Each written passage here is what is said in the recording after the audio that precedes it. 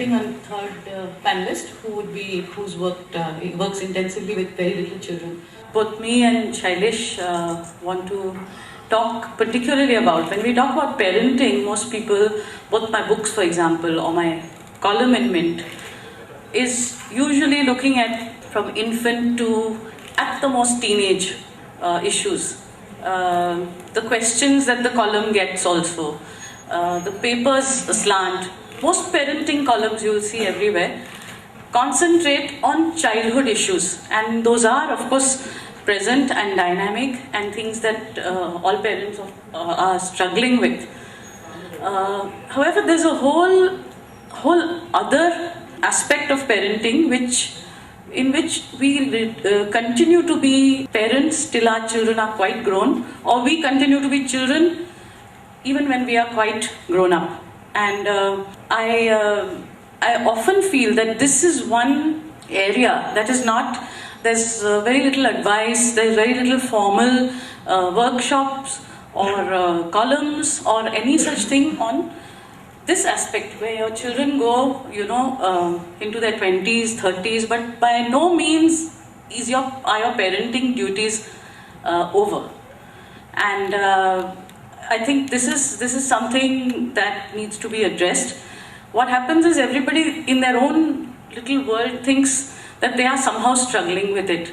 But there is such a thing as a pan-Indian issues related to parenting, grown parenting. For want of a better phrase, I'm calling it grown parenting, which is adult. I will just read just a little from the introduction of my forthcoming book. HarperCollins is bringing it out. It's called Always a Parent, and it will not be about this age group of family. It will not be. It will be about everywhere, everybody's grown up, and the dynamics of parenting change. I remember one youngish person in a publishing house when I first mooted this idea that we need a book on parenting issues in the grown-up world. She must have been a young woman. She said, "Why? Because after 18, who listens to parents?" Now it's not about listening to parents. It's about that dynamic that continues between you and your parent, and which then goes on right till your parent is aged and you begin to parent that parent. Parenting goes on for that long. And I'll, Shailesh will talk more about that. I just want to read a little bit from the introduction to this book to throw some ideas into the audience. The book is still being written. It's been contracted for, but I would appreciate any inputs, any areas where you say, but why aren't you covering this or why aren't you covering that? Terrible twos, anxious adolescents, troublesome teens. There's plenty of parenting advice for these and so many of the stages of childbearing and child rearing. It is in the next decade of parenting, when our children enter young adulthood and grow into their 20s, 30s and beyond, that a whole new equation emerges. Parenting is by no means done with when kids turn 18 or 21. Not in Asian families and not in a lot of families in the Western world either. Sure, our kids don't need us physically so much anymore, nor do they need us in their day-to-day studies, but this is when their world opens up into a bewildering number of paths and options, choices, decisions, emotions and experiences. This is where everything that you've poured into them as all the values, the sanskaras, the anchors of education and self-worth, all of that will stand them in good stead. Some parents as well as child psychologists believe that there is very little that you can now do as a parent that will drastically change your child for the better or the worse. Now meaning once he or she is past 17 or 18. The parent's molding role is clearly over. However, as all parents experience, their son or daughter's need for them is by no means over. It is the quality and nature of what you provide as a parent that now changes. You are now required to be there, but in ways that make the demands of young child parenting seem almost easy. Or to use a better word, well-defined. Those were well-defined roles that you needed to play. Parenting of 20, 30, 40 somethings is a whole new universe. The interplay between parent and adult child is now one that involves respect, boundaries, mature conversations, and mutual understanding of a very high order. Issues of higher education, careers, finances, sexuality, choice of partners, marriage, heartbreak, lifestyle choices, new family alliances, worldview, ethics, even political opinions come into the picture between two generations. A large number of young adults do want to or have to take into account their parents in all these areas of their lives. Sometimes this shift to a new, more abstract plane of the parent-child relationship proves mutually deeply fruitful and sometimes can be the source of much vexation and personal strife. The book will cover some of these issues, 15 chapters. Towards the end of this book are 5 chapters to do with going towards us or parenting the parent. When the roles reverse, when you need to, sometimes they are either physically or economically dependent on you or emotionally dependent on you. And in a fast changing India, and I will leave Shailesh to talk more about that, in a fast changing India, the family dynamics are such that sometimes one doesn't quite know how to deal with this stage of parenting and being parented. There are a lot of, he runs a helpline for elder abuse, but it's not as simple as that. It's not so black and white. It's not just that we have to now look after our old. There's a lot that we still get from them. And every family's struggle, I think, is to keep the dignity of that old person, keep them comfortable, and yet try to hang on to your own autonomy. Because now you're a grown person yourself, but your parent may continue treating you as somebody very young, right from your energies to your emotional attachment to what you're willing to do for them or not do for them. All of these start developing jagged edges, and the book will talk about a lot of those things. But I would invite Shailesh to talk about his work, what he does in this area, and the dynamics of two generations, the parent-child, but the child, the parent, an aging person, and the child, a mature, grown, also aging person. I just want to ask the audience, who is aged, who is senior citizen? Can somebody tell me? Any hands? Whom you call senior or aged, old? Yeah, 60 is above 60. 60, yeah. Anyone else? 75.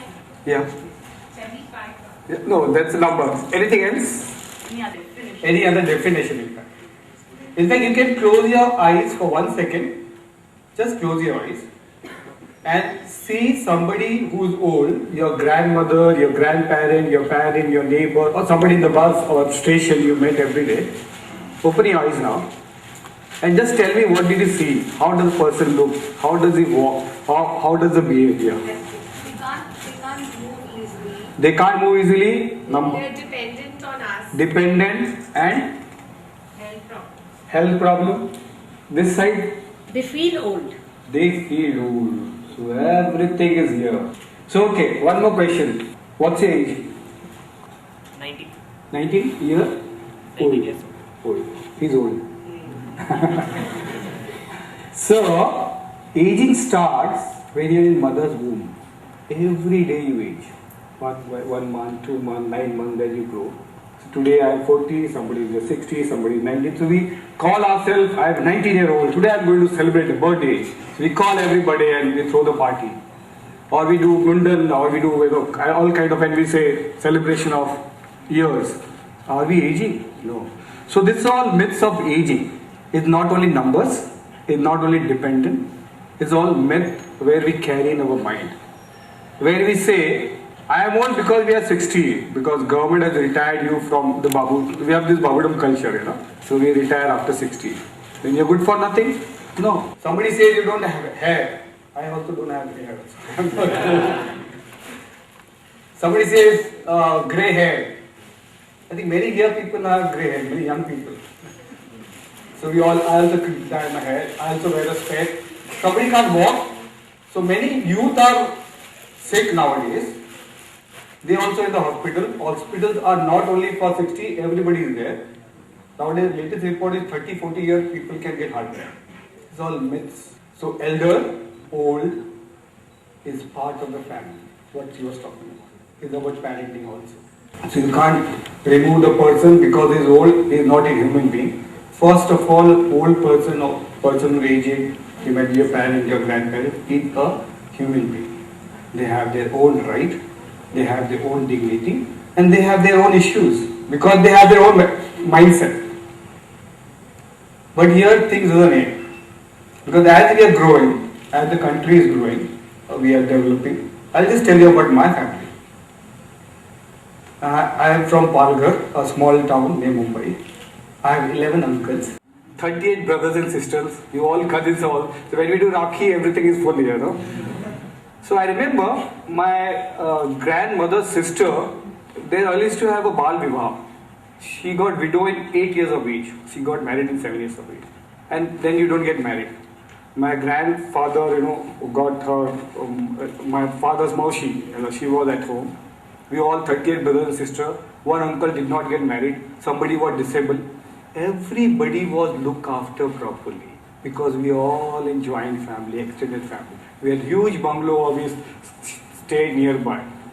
But because as we are growing, there's the need to earn, there's need to grow, and we are living because of health condition has improved, lifestyle has improved. I have traveled to Mumbai city to have my own, so I am living separate from my father and mother. Issues have started now. I have one daughter. Now I am worried. What will happen if she goes? After marriage in Indian country she has to go. So old issues are very dynamic and things are changing. Social fabric has in fact changed in India. And nobody, as she said, has taught us about parenting. And also nobody has taught us how to get old. It's just because you're 60 you're going to get old. No. I think here the issues are very, very important. Because we have helpline, we get calls. What happened? You have 3 children. And like everybody, all parents, you will pamper one child. Acha, usko pyar kiya, you give lot of gifts to her or him, or send her to good school. Other children, there happened some partiality. And then one child who have been supported, pampered, goes off to Dubai or US to study, or then get married there. And these 2 children who were not pampered were now with the family. And now the father, mother expect this child to look after. How can it be possible? Other scenario. As he rightly said, we have children issues and youth issues. When the child is born, at 2 years of age, we throw him out. Balwadi, nursery, playgroup, school, boarding school, IG school, international school, go to UK and study, get an internship, get married, and 40 years gone. Then the child come back, and the parent expect from the child that you should look after me. It's not possible because there is no attachment. So your own parenting issues, we have to be taught all these things. Where are we going? Why are we doing this? I have traveled to countries like Malta and US. What I have noticed, they have taken 100 years to transition from youth to senior country or from agriculture to industrial country. India is moving much faster. Every day something new thing happening. We are not able to access. There is no such kind of training for us. We are just going to school, going to college, getting job, getting married, and off. So here also men go up faster, women live longer. It's also happening here. But then who is going to teach all this thing to us? So we need to make a program, or we need to empower the family. In Western countries, people say everybody is in old age home. They have all kind of retirement township. No, it's utterly wrong. Only 10% of the people are staying in some nursing home or some retirement home, because government there or the family or the culture, they have made such a kind of savings, or government takes such a kind of taxes. You have social security. You get IFI at home, you get nurses at home, you get meal service at home. If you have 4-bedroom flat, you keep 2 people in a house, you will get subsidy. They don't permit old age home. But India, with a shame that we talk about our culture, tradition, joint family, we have more than 1,000 old age home in India, registered, unregistered on top. So why we are doing? Why can't we promote? Why can't we empower the family? Why can't we have good relationship? And because of technology, we all are so busy now. Youth is busy, and nowadays seniors are also little busy. Because Silver Reading, our NGO, our organization, is a pioneer in social media advocacy for aging all over the world. We found 13% of senior citizens on net or doing Facebook and Twitter. But we find more youth. We connect to youth. The youth are busy here. Seniors are busy in the television. Saas Bahu ka serial. Ekta Kapoor Zindabad. So there is no harmony. There is nothing happening. In fact, today's newspaper, Navara Times I read, it shows that youth are teaching their grandparents, parents how to use mobile, how to use internet. I think that's the connection. Just 1 month ago, I was sharing, not 1 week before, we had a match. It was amazing. You know what we did? We had a match between 16 versus 60, a cricket match in Gouri.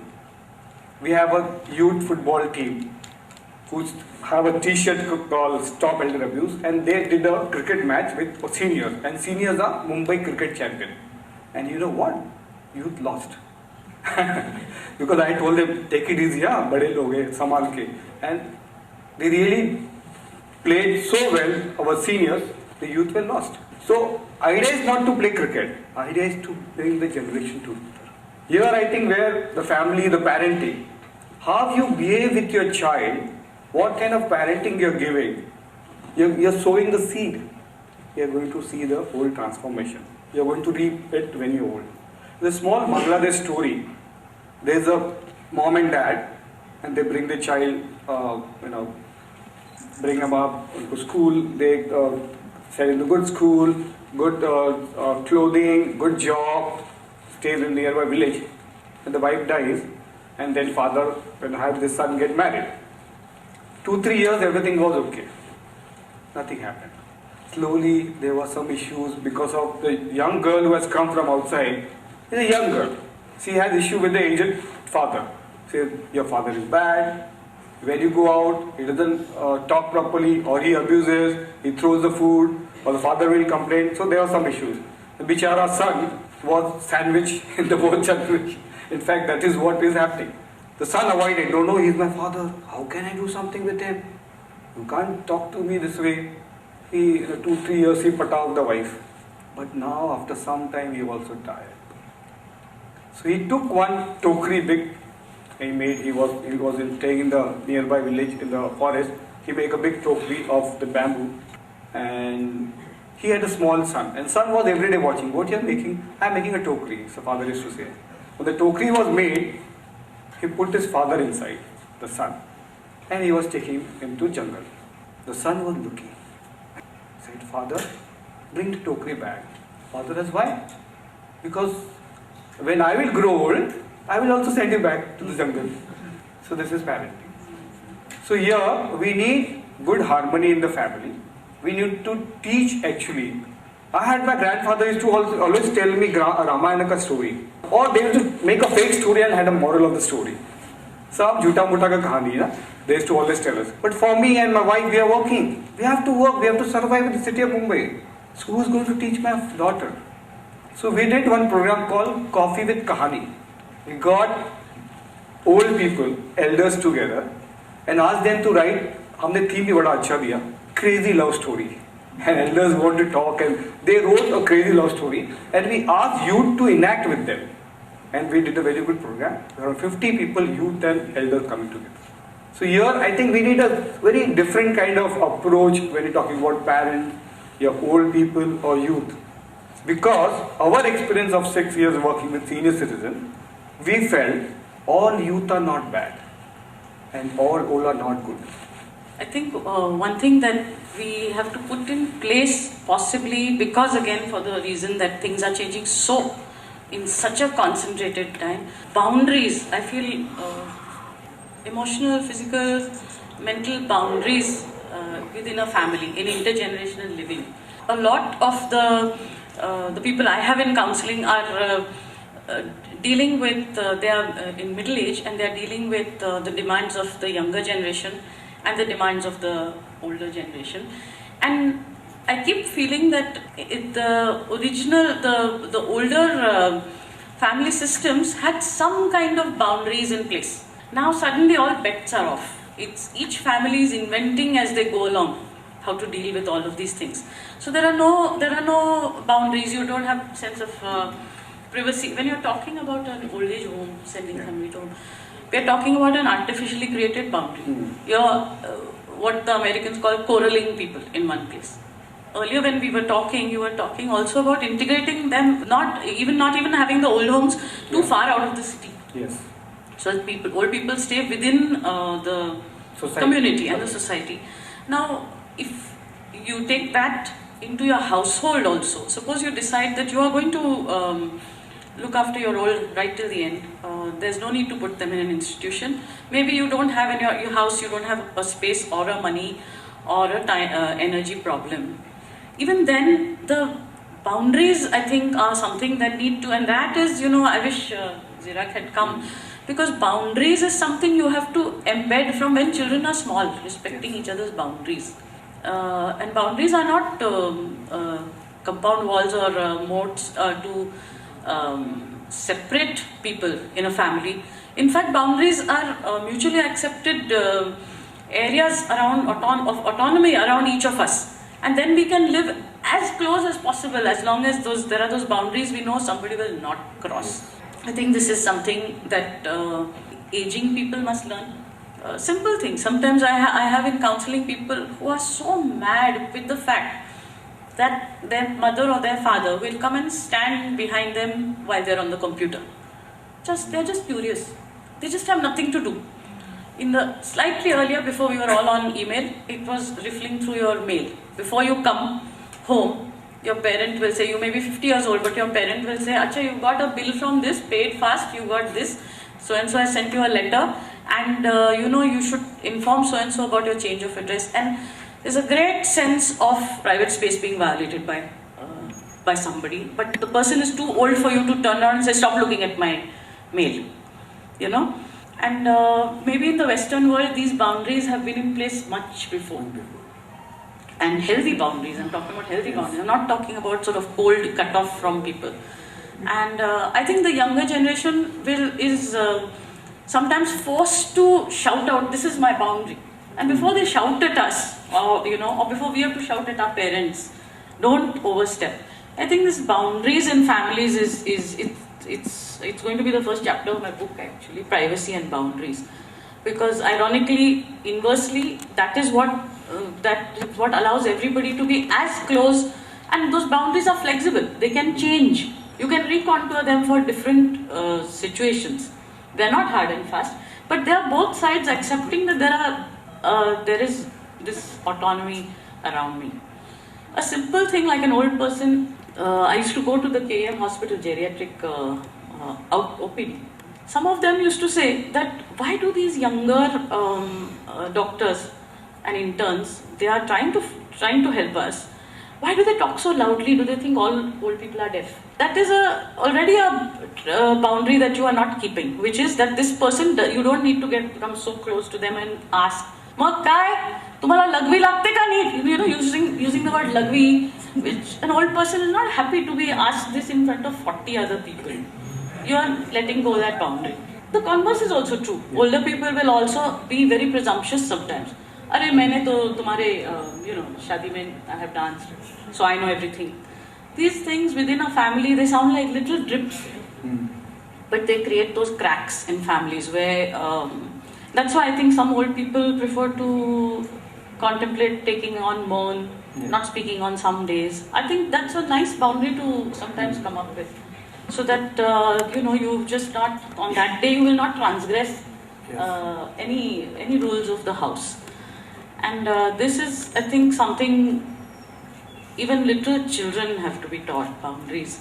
I respect that child's boundary and the child also respects my boundaries. If I am talking to somebody, he will not do mama, mama, mama, mama, which is what in India, we never teach our children not to interrupt. Simple thing. Don't interrupt, wait, then we'll talk. All of this then starts becoming one bhelpuri of resentment between 3 generations. Very standard for 3 generations in our country to be inhabiting the same, not necessarily very big space. But having said that, I think the negative connotation of assisted living or old homes, that negative connotation also needs to be removed. in some of the smaller cities like the city I come from, Pune, there are many assisted living homes where people are live there out of choice. Not because they don't have people to look after them, but they can see that the next generation is still hard at work, is dealing with their young upcoming children's issues. And as you said, plain logistics. Ayabai, chauffeur, somebody to take me, no good public transport for me to be able to just sit and go somewhere. Yes. And this then maybe has led to the emerging of some of these kind of facilities. The sort of value-loaded thing about old home, which I think the Hindi films or regional films have all made the old home the jail. You know, it's the jail. It's a hostel. Kala pani pe bhej diya type of attitude to it. Will have to change. Will have to change. And when you're saying the word elder abuse, it's not just hassling somebody so much that they jump off from the top story, which some years back was a very shocking case in Bombay. But elder abuse includes elder neglect, same thing, talking to them as if they are little babies, you know, including geriatric diaper. If a person in your house is having to use a geriatric diaper, there is a subtle way to even buy it or, you know, bring it into the house and not make it that, okay, now you need this, so then we don't need to be graceful about it. I think in India we are in a very sort of we are all walking on eggshells around this issue of aging. The generation that is now hitting 85, 90 has longevity, and a lot of them have their faculties well established, still good. I think my generation will probably not age so well. All the more reason that we'll need more boundaries as well as facilities in place. I think we need to give more options to youth, because what happens when abuse starts, because we don't have any options for care. What we do, we build many schools, colleges, nurseries, but we don't make daycare centers. We don't make recreation centers. We don't make Dada-Dadi parks. So I think here the person is human being. So we think old age ho gaya, then your life is gone. So but you're not gone. As the statistic says, you're living longer. In 1950, you were living around 50, 52 years of age. That the सबसे बूढ़ा आदमी गाँव में. Today, 68.8, that is around 70 years is the longevity as you age. That means you will find 80, 90 years anybody. So you're living longer. So you're not going to stay after 60, 30, 40 years doing nothing. You need to give them option. We just can't stay in one bed or one corner in the house. They are not a decorated piece, you know, where you have to show somebody and then, or just to put a har when they've gone. We need to respect each other. And the old people also need to be a little bit flexible. They can't be rigid. We work with a lot of very old people and we find some people are very nagging. As you said, people come behind you and they will say, okay, what you're writing, what you're doing, whom you're talking, why you're going out late in the night. Of course, that advice is necessary. Because I got the advice from my parent, my grandparent. But now we have to adjust to the new society. And what you also said, what Western countries, we are trying to copy the Western countries. Believe me, I get every year 5 to 6 interns from Western countries. And we think, oh, they don't have any relationship with the parents. They don't care. But they come here, believe me, every evening they will call their mother and father. I was surprised. In fact, I was crossing a road in the mall, near the mall, and she was clicking live video and transmitting to her mother. See how India I'm crossing the road. So they talk every day, and here I don't talk to my mother for months. I'm cultured society. Yeah. So you're living here, you're living in Bangalore, you don't talk. But so what do you think? What do you try to copy? So it's not necessary. We need to make old age home and do something. So we can have daycare centers where senior citizens can go from morning to evening, do good, positive, meaningful activities, which can be civic issues activities, which can be ALMs. They can mentor. ALM is local management committees looking after civic issues. Then they can mentor poor children. They can do something for the society and also learn something new. Learning is very good for brains, for aged people. It can be learning music, it can be learning language, and they come back in the evening or they come back in the afternoon and have a nap. But whole day sitting at home doing nothing, they get frustrated. Just believe if you are on Sunday at home, you will itself will get a lot of frustration and you will take out on somebody else. So here we need to have that kind of option. We need to have IRB services. We need to have travel agencies. We need to have lifelong learning for senior citizens. They can learn, they can sing, they can dance. We have a talent show for senior citizens called Uma. We have started matrimonial for senior citizens. They live in relationship. It's not live in per se. They need somebody to sit with and companion. I have one daughter, she will go after marriage, or my wife or husband have died.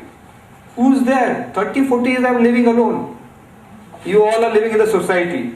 How many times you go and see some old person in the house alone? Just go and ring the bell. Na? How are you, uncle? That's fine for them. In urban India especially, this whole hawa that our children have to do their 10th, 12th, excel, all this stuff, we absolve them when we're talking about embedding it young to live intergenerationally. We absolve them of, no, he can't, granny is in the hospital, but don't count him in, his 12th standard is going on. Don't count so and so, her MBA entrance is going on. This younger generation is being taught to be very cut off and very over-focused on themselves. But isn't that, and then later you'll go for art of living classes, and where you are taught to, be much more amplified in the way. But why not teach your children right now, do your exams, but there's a family emergency, your granny needs you. I think that has suddenly vanished in the last maybe 20 years. And it's in urban, upwardly mobile India, it's considered, everybody will nod very sagely. Tu uski to 12वीं hai, don't involve, or medical entrance hai. You're going to become a doctor, you very well should learn how to apportion your time to somebody who needs, somebody who's a loving member of your family. So I feel there is an urban India epidemic, or this disconnect epidemic, and it's quite legitimized by all this talk of competition and must excel and must this.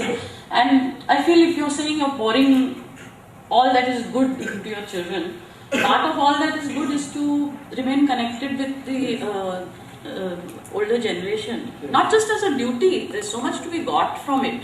I think that suddenly got all scrambled in the last years. So, in fact, yesterday I read that there's a study in, I think in US.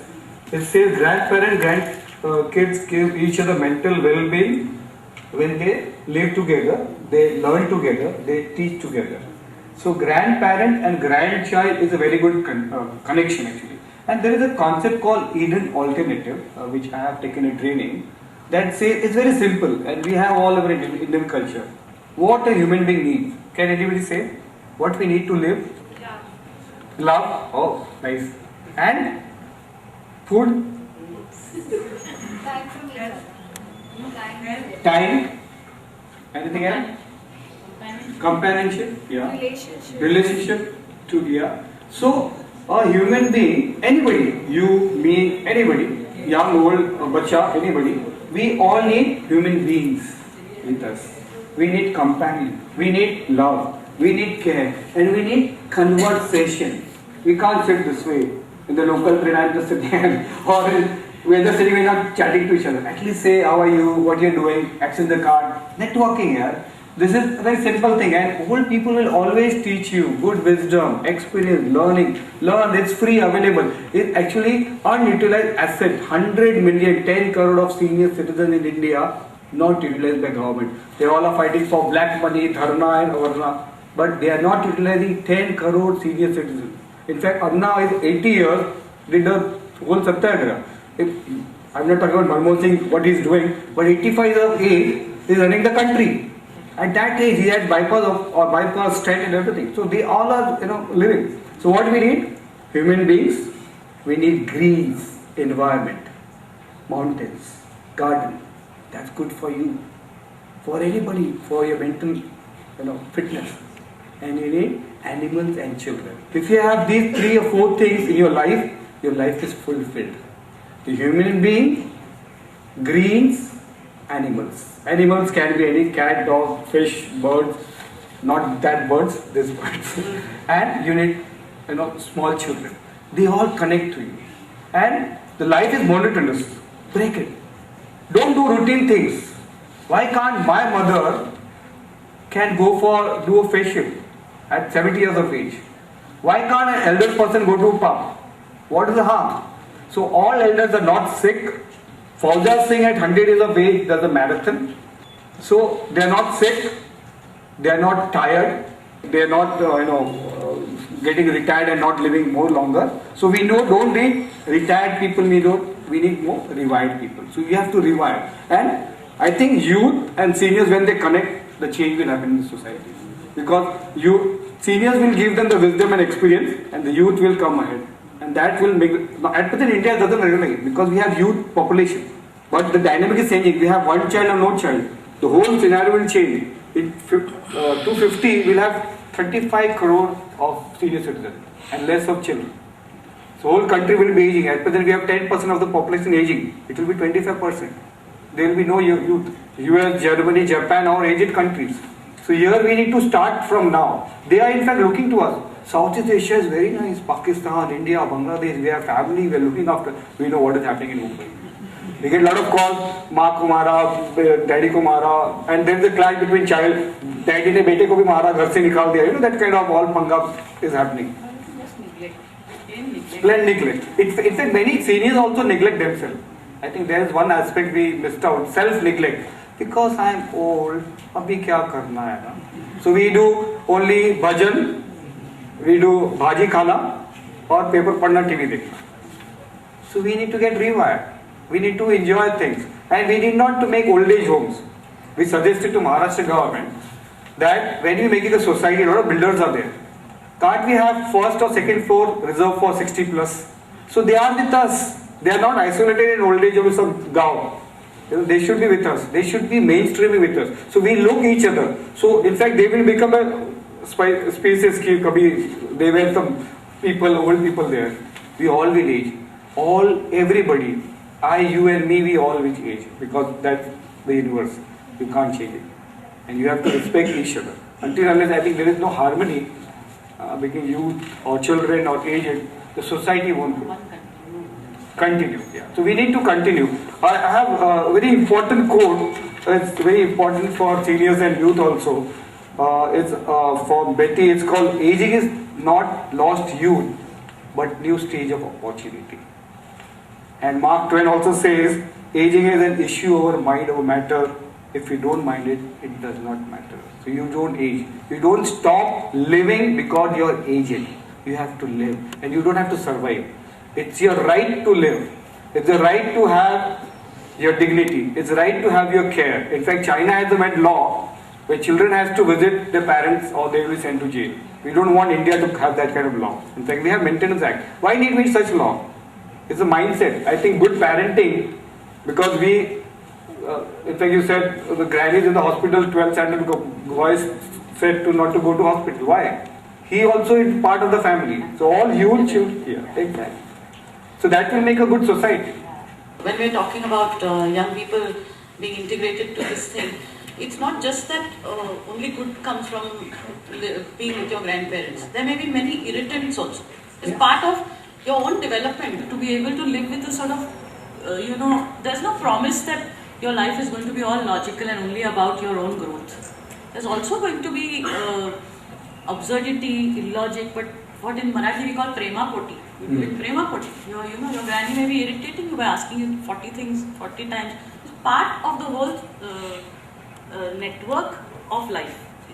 It's a wrong concept in India that the youth has to be left alone to shine and outshine and run ahead. I think that's a very very unidimensional way of growing and developing. I think one area that perhaps didn't come up for discussion is the conflict that might arise because of decisions regarding career and choice of partner, not necessarily in that order. So everybody gets involved in that, and somewhere I think a lot of decisions are made which a young person, it's a major area, I think. Career and choice of partner, not necessarily in that order. Yeah. So actually earlier we used to take advice from parents and grandparents. Nowadays we have become so independent. We just Google it and just find. Google has become our grandparent. I think stuff about interference. Interference, yeah. No, and expectations also. Yes, and influencing decision making. Yeah.